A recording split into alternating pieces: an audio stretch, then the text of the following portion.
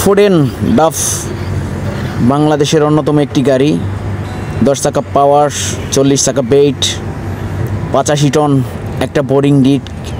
কি করে লোড হচ্ছে দেখেন। আপনারা অনেক কলিজার টুকরা ভাইরা জানেন না যে এই সমস্ত হেভি ইকুইপমেন্টগুলি কি করে গাড়ির উপরে উঠে, যেগুলো সেন্স সিস্টেম বেশিরভাগ এভাবেই চালিয়ে সুন্দর করে গাড়ির উপর উঠে যায়।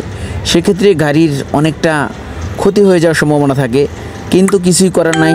যেহেতু এত বড় হেভি মালামাল, এগুলি তো আলগিয়ে ওঠানোর কোনো কায়দা নেই। হ্যাঁ, ক্যারেন দিয়ে আলগিয়ে ওঠার আছে, কিন্তু এখানে একটা 85 টন মাল উঠাতে হলে কমপক্ষে 150 টনই বা 200 টন, 2টা ক্যারেন লাগবে, অনেক ঝামেলা। তো সেক্ষেত্রে বেশিরভাগই এই রিক, ক্যারেন, এক্সকাভেটর যত কিছুই থাকে না কেন, এই সমস্ত চেন জিনিসগুলি এভাবেই চালিয়ে ওঠে।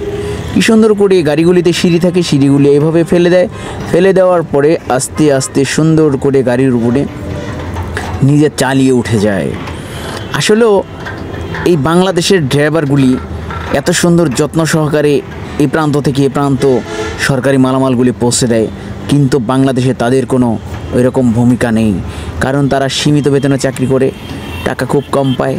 এরকম একটা গাড়ি যদি বাইরের কান্ট্রিতে চালানো যেত, একটা ড্রাইভার অনেক টাকা ইনকাম করতো।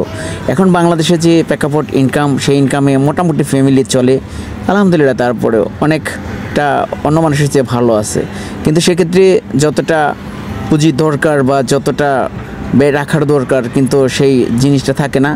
গাড়ি কয়েকদিন বসে থাকলে ড্রাইভারের পকেটে টাকা থাকে না। কারণ